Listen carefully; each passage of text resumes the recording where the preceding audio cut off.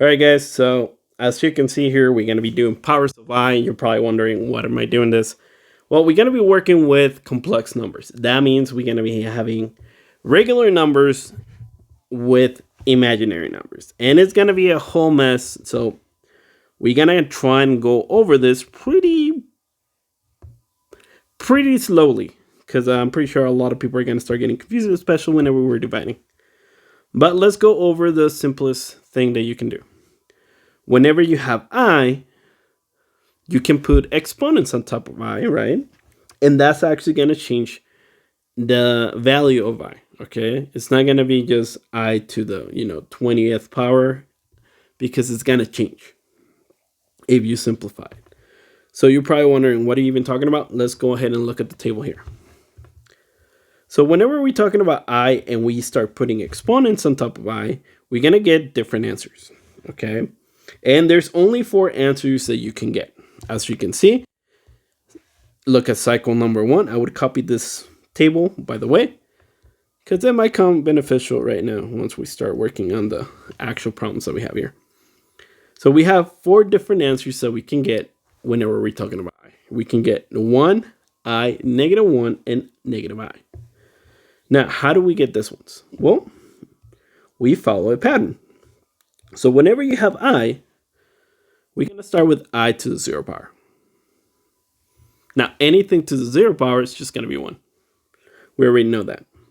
Then we go to I to the 1 power.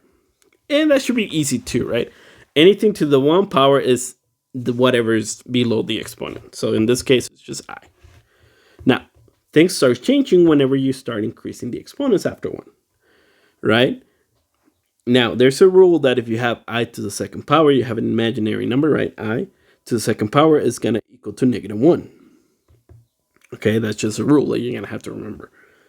Then, if you increase the power 1 more time, it's going to change to -I. Okay, so you need to remember those. 1, I, -1, and -I. The reason why you need to remember those is because the pattern, guess what? It repeats. So after -1, it goes all the way back to 1. And then it repeats again. Then after -1 or -I, it goes all the way to 1 again. That's going to be important to us because we're going to be using that to figure out the next numbers. So if I wanted to figure out what 12 is, I just need to figure out what comes after negative or after I to the power of 11. So my last number, 11, is going to be -I. That means I'm going to restart the cycle. So 12 is going to be what? 1. Then that means 13 is going to be I. 14 is going to be -1. And 15 is going to be -I. And it just continues over and over and over. Now, that is pretty easy. That's all you need to really know in order to figure out and simplify any power of I. It becomes an issue whenever I give you numbers like this one. So if I told you, what is I to the power of 73? Well, technically you can figure that out, right? You would just continue going I to the power of 16, I to the power of 17, and you would continue until you got into I to the power of 73. Now, the issue here is that would take too long. All right. And guess what? You might do a little mistake here and there, and you forget to put one of them in the cycle. And guess what? You get the wrong answer. So instead of doing that, we're going to do a little bit of a shortcut. So I want you guys to look at the one I just highlighted. And I had it highlighted for the very beginning because I want you guys to focus on that second cycle. The second cycle started with I to the power of 4. And this is going to be the most important one that you need to remember. I to the power of 4 is always going to be 1. What that means is that I have I times I times I times I equals 1. Now, in order to make my job easier, I'm going to use that rule or that property in order to simplify my exponents of I. So if I have I to the power of 5, I have I times I times I times I and times I. So I have 5 of them. Okay, let's see. I didn't know the short. I didn't know what's followed next. I don't know the cycle. Every 4 i's is equal to 1. So what I'm going to do here, you can probably already guess. I'm going to circle 4 of them. Now, that's a group of 4. That means that all those 4 are going to become 1. Okay. And then I have how many left over? 1. So it's going to be 1 times I, which is what? I. You see there, we're going to be using that same concept for everything else. That means that for every number, every exponent that we see, we're going to have to see how many 4s fit into that number. After that, we're going to do the difference between both of my numbers, and then we're going to figure out my remainder. It sounds like a lot, but it actually is pretty easy. So let's look at 73. How many 4s fit into 73? That's not too difficult. All we have to do is do 73 divided by 4. Now, if you plug it into your calculator, you're going to notice that you're going to get 18.25. Now, the only time, or I'm going to repeat this because a lot of people forget this. I'm going to have to figure out, because I already know I can fit out 18, right? And then I'm going to have some change. That means that's going to be my remainder, how many i's I'm going to have left over. So what is actually 18 times 4? Because I don't know what that is, right? I just know that the whole thing right here equals to 73, right? If I multiply 4 times 18.25, it's going to equal 73. But I don't know what 18 is times 4. So I'm going to do that. I'm going to multiply 18 times 4. So 18 times 4 is going to give me 72. Okay, that's perfect. I know how many i's I'm going to be using. Now, like I said, we're going to have to find the difference. So I'm going to have 73 minus 72 to figure out how many i's I'm going to have left over. So 73 minus 72 is going to be 1. And guess what? That is just a representation of the exponent. So we're only looking at the exponent right now.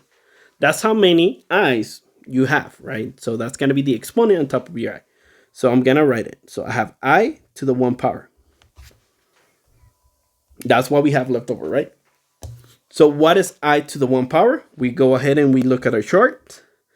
I to the 1 power is going to be I.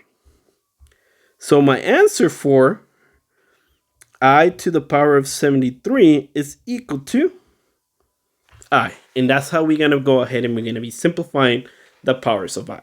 Now let's go ahead and do a bigger number, obviously. That was an easy, that was 73. Now let's do 259. We're going to follow the same rules. We're going to grab 2, 5, and 9. And I'm going to go ahead and divide that by 4. So I'm going to grab my calculator because I don't know that on top of my head. So 259 divided by 4. It's going to give me 64.75. Again, this is what's left over. Okay? I'm going to multiply those two to figure out what that is. So 64 times 4 is going to be 256.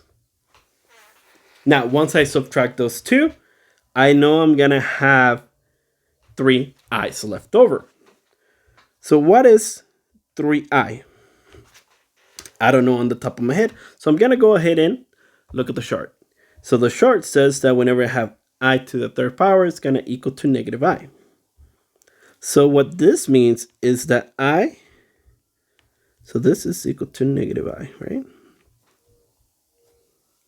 So that means that I to the 259 power is going to equal to negative I. And we're going to be following the same rules over and over and over and over again. All right, so again, how many 4s do I fit into 24? So we're going to do 24 divided by 4. And if you don't have a calculator, you just type it in and you're going to know that it's going to be 6. Now, for this one, we don't have any remainders, right? So I'm going to multiply those two numbers. What do I get? I get 24 minus 24 is going to equal to 0. Now, that means I have I to the 0 power. What is I to the 0 power? We're going to go up, and that equals 1. So now I know that I to the 24th power is going to equal to 1. And so on and so forth, and we're going to be doing all of those. Let's do the last one too, because the last one's easy. We have 16. So we have 16 divided by 4. It's going to give me 4. Now 4 times 4 is 16 minus 16. It's going to be equal to 0. So I have I to the 0 power again. Now what do we say I to the 0 power is going to equal to? 1. So I to the 16th power is equal to 1. It is very easy, right? All you have to do is divide by 4, find the difference, and that's going to tell you how many i's you have. And then you just go ahead, look at your table, look at this first cycle, and one of those is going to be your answers. All right, so I was going to be one of those. So now let's go ahead and do addition and subtraction. And that's why I said this video, I don't know if I said it, this video is going to be a little long because it has a lot of stuff and there's a lot of concepts that you need to understand. So let's go ahead and simplify my i's first because I need to know what I'm actually have in front of me. So how many 4s can I fit into 66? So we're going to have 66 divided by 4. So grab your calculator. 66 divided by 4. It's going to be 16.5. Okay. Now we multiply those two, right? 16 times 4. So I'm going to write 16 times 4 is equals what? 64. So we're going to have 66, which is the original, minus 64 to figure out how many i's we're going to have remaining. So it's going to be 2. So for this one, we have I to the 2nd power. Now, if we look at our table, let's go all the way up to our table. Let me erase a lot of the stuff because I have a lot of stuff here kind of blocking. Okay, we delete all of this. So I squared is going to be what? Right here, which is equal to -1. Okay, so this is equal to -1. All right, so part of my answer, my first part of my answer is going to be -1. Okay, now let's figure out my second part of my answer, right? So how many 4s can I fit into 119? So we divide it by 4. This is going to be 29.75. Again, what I did 119 and I divided by 4. Now I'm going to multiply those two, 4 and 29, to figure out how many am I going to have left over once I do the difference. So 29 times 4, it is 116. So I have 119 minus 116, which is going to give me 3. That means that I have I to the 3rd power. And if you remember correctly, we've done that one already. It's going to be -I. And the more you do this type of problems, the more you're going to know like the first 4 on the first cycle. So I to the 0 power, I to the 1 power, I to the 2 power, and I to the 3rd power. You're going to get really familiarized with those. So now, what do I have? I have -1 minus I. And this is what we call a complex number. All right. We're going to go over more about this tomorrow. But this is a complex number. It means it has What that means is that we have a real number right here next to an imaginary number. I don't know if I spelled that correctly, but yes, we're going to have a real number next to an imaginary number. Your real number always goes first, so this one always goes first. Okay, so every time that you write your answers, make sure your real number goes first and your imaginary number goes second. So yeah, that is my answer. I have a real and an imaginary number, which is called a complex number. This is complex number. Okay. I forgot the X. There we go. That is a complex number. All right, let's go ahead and do this one. This is going to be the final one. Like I said, this video is pretty long just because I really want you guys to understand what we're doing. So we're going to go ahead and follow the steps just like we did before.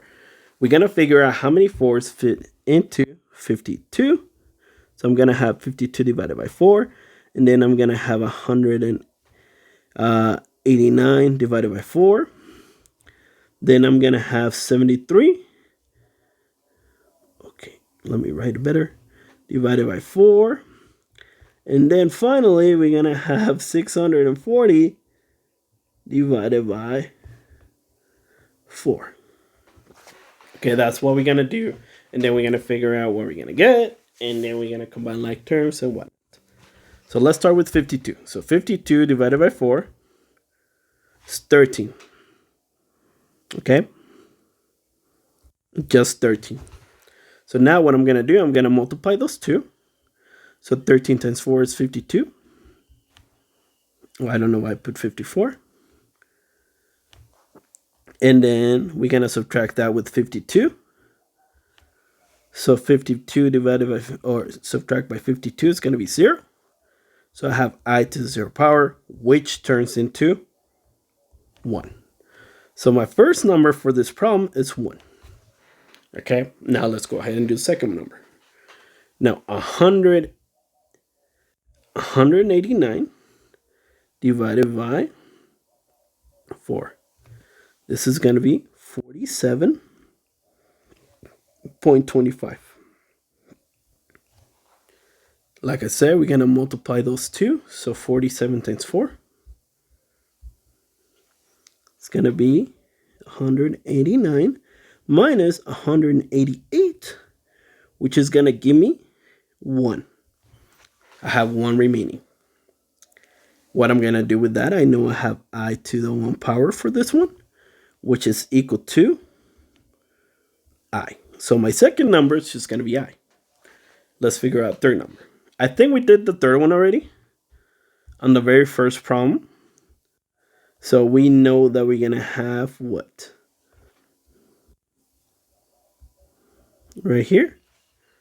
It's just I again. So this one is going to equal to I. All right, now let's go ahead and do the very last one. So 640 divided by 4, it's going to be 115. Now we multiply those two. That's going to give me 640 minus 640, which you guessed it, is going to give you I to the 0 power, which in this case is 1. All right, so we did all the work. We're done finally. Now what we're going to do, we're going to be adding everything that we have here. Now, whenever you add, and this is what we're going to go over tomorrow, whenever you add complex numbers, you combine like terms. So what is a like term? So very easy. Any real numbers is going to add up with real numbers. Any imaginary numbers is going to be adding up with imaginary numbers. So in this case, my answer is going to be 2, because 1 plus 1 is 2, and then I plus I is 2i, because technically there's an invisible 1 in front of those 2i's. And that is it. I know this is a long video, but this is stuff that you guys need to know. This is for people who are not in class. It's basically just explanation of what we're doing. Now I'll probably post the worksheet online. That way you guys can work on all of this. So that's the power of I. And thank you guys for watching.